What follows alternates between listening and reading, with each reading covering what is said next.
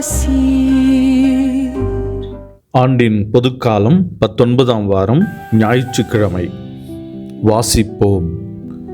மத்தேயு எழுதிய நற்செய்தி அதிகாரம் 14 இறைவசனங்கள் 22 முதல் 33 முடிய.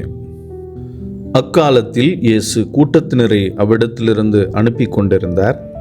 அப்பொழுது சீடரையும் உடனே படகேறி தமக்கு முன் அக்கரைக்கு செல்லுமாறு அவர் கட்டாயப்படுத்தினார். மக்களை அனுப்பிவிட்டு அவர் தனியே இறைவனிடம் வேண்டுவதற்காக ஒரு மலையின் மேல் ஏறினார். பொழுது சாய்ந்த பிறகும் அங்கே அவர் தனியே இருந்தார். அதற்குள் படகு கரையிலிருந்து நெடுந்தொலைவு சென்றுவிட்டது. மேலும் எதிர்காற்று அடித்து கொண்டிருந்ததால் அலைகளால் படகு அலைக்கழிக்கப்பட்டது. இரவின் 4ஆம் காலை வேளையில் இயேசு அவர்களை நோக்கி கடல் மீது நடந்து வந்தார். அவர் கடல் மீது நடப்பதைக் கண்ட சீடர் கலங்கி, ஐயோ பேய் என அச்சத்தினால் அலறினர். உடனே இயேசு அவர்களிடம் பேசினார். துணிவோடிருங்கள், நான் தான், அஞ்சாதீர்கள் என்றார். பேதுரு அவருக்கு மறுமொழியாக, ஆண்டவரே, நீர்தாம் என்றால் நானும் கடல் மீது நடந்து உம்மிடம் வர ஆணையிடும். அவர் வா என்றார். பேதுருவும் படகிலிருந்து இறங்கி இயேசுவை நோக்கி கடல் மீது நடந்து சென்றார். அப்பொழுது பெருங்காற்று வீசியதைக் கண்டு அஞ்சி அவர் முழுகும் பொழுது, ஆண்டவரே, என்னை காப்பாற்றும் என்று கத்தினார். இயேசு உடனே தம் கையை நீட்டி அவரை பிடித்து, நம்பிக்கை குன்றியவனே, ஏன் ஐயம் கொண்டாய் என்றார்.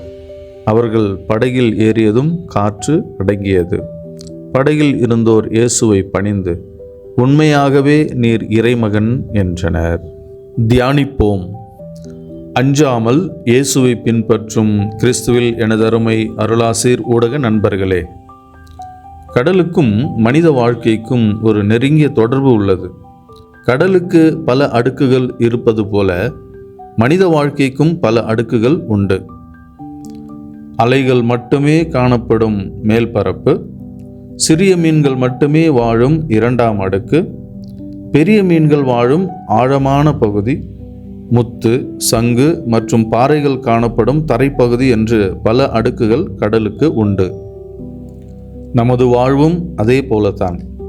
பிரச்சனைகள் மட்டுமே நமக்கு தெரிகின்ற மேல்பரப்பு. அதையும் தாண்டி வாழ கற்றுக்கொள்ளுகின்ற பொழுது நாம் அடுத்த நிலைக்கு கடந்து செல்கிறோம். அதாவது வெற்றி, புகழ், பாராட்டு போன்றவை கிடக்கும் அடுத்த அடுக்கு.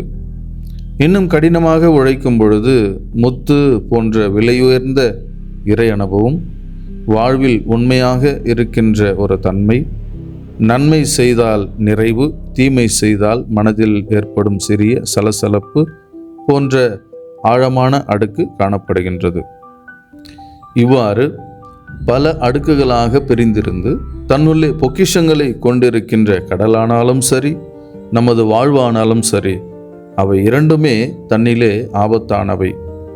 இரண்டையும் நாம் கவனத்தில் கொள்ளாமல் நாம் அவற்றை அணுகுகின்ற பொழுது ஒருவேளை நாம் மூழ்கடிக்கப்படலாம் அல்லது அழிக்கப்படலாம்.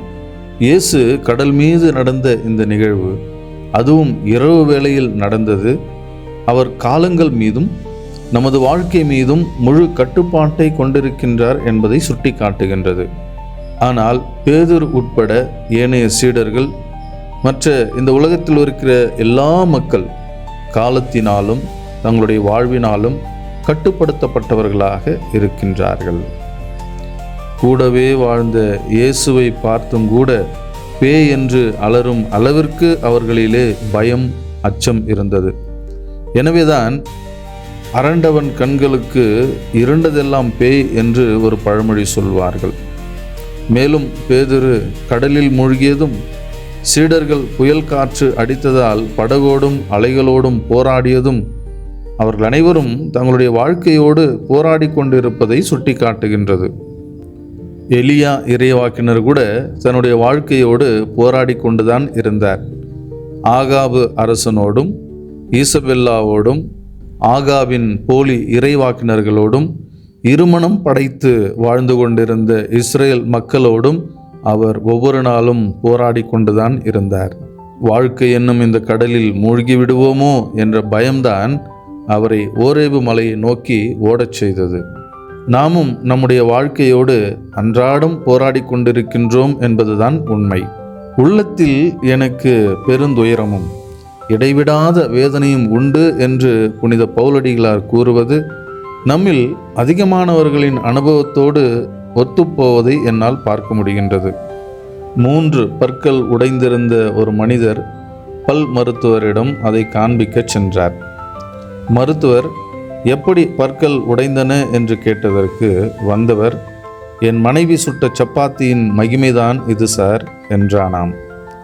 அதற்கு மருத்துவர், சப்பாத்தி அவ்வளோ கடினமாக இருந்தது என்றால் சாப்பிட முடியாது என்று உன்னுடைய மனைவியிடம் சொல்ல வேண்டியதுதானே என்றாராம்.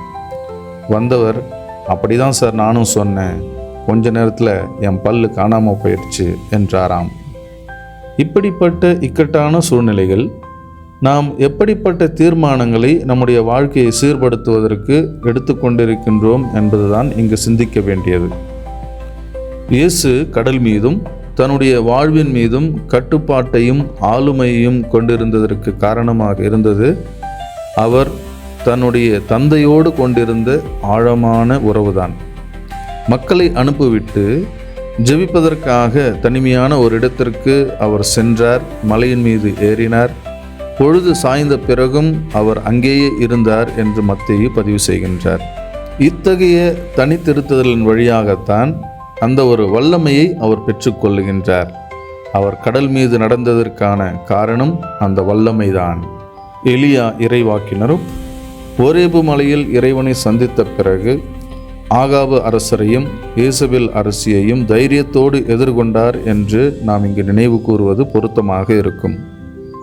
நாமும் நமக்குள்ளே இருக்கும் கடவுளின் பிரசன்னத்தை உணர்ந்து அந்த கடவுளை நாள்தோறும் சந்தித்து அவருக்கும் நமக்கும் இடையேயுள்ள உறவை ஆழப்படுத்தி கொள்ள வேண்டும். அப்படி செய்யும் பொழுது நமது வாழ்விலே வரும் வெற்றி தோல்விகள், ஏற்றத்தாழ்வுகள் அனைத்தையும் கையாளும் விதம் மிகவும் எளிதாகிவிடும். இந்து மரபில் சொல்லப்படும் ஒரு கதை இது. ஒருவர் விநாயக பெருமானிடம், சக்தியும் சிவனும் அர்த்தநாரீஸ்வரர் போல பாதியாக இருக்கின்றார்களே, அவர்களின் மீதி பாதி எங்கே போனது என்று கேட்டாராம். அதற்கு அவர், சிவனின் மீதி பாதி உலகத்தில் ஆண்களாகவும் சக்தியாகிய பார்வதியின் மீதி பாதி பெண்களாகவும் இவ்வுலகத்தில் அவதரித்திருக்கின்றன என்று பதில் தந்தாராம். அதாவது, குறைவாக உள்ளது இந்த உலகத்தில் எதுவும் இல்லை, எல்லாம் நிறைவாகத்தான் இருக்கின்றது. என்னிடம் இல்லாதது உன்னிடம் இருக்கின்றது, உன்னிடம் இல்லாதது என்னிடம் இருக்கின்றது, நம்மிடம் இல்லாதது இறைவனிடம் இருக்கின்றது, இறைவனிடம் எல்லாமே இருக்கின்றது. எல்லாம் கொண்டிருக்கின்ற அந்த இறைவனை விட்டு விலகாமல் அவரை கெட்டியாக பிடித்து கொள்வோம். ஜெபிப்போம்.